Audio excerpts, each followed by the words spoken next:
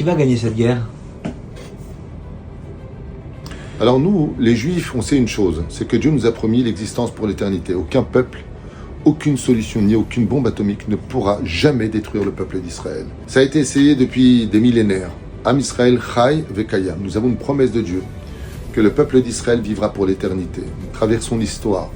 Donc si nous basons sur cette philosophie religieuse et juive, idéologique, que le peuple d'Israël vivra pour l'éternité, nous serons toujours gagnants.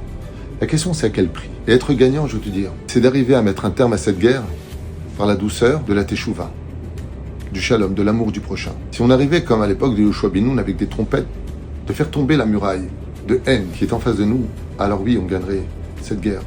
Mais si c'est pour entendre tous les jours des enfants qui meurent, des jeunes soldats de 20 ans, de 22 ans, qui meurent, des gens qui vivent dans la précarité la plus inacceptable de la société, et qu'on dit on a gagné la guerre, moi j'appelle pas ça gagner. Je dis simplement que savoir payer un prix extrêmement cher alors qu'on avait une autre solution, celle de se rapprocher de la Torah et de vivre avec amour les uns et les autres. La Torah nous a promis que si on faisait ça, il n'y aurait pas de guerre. Si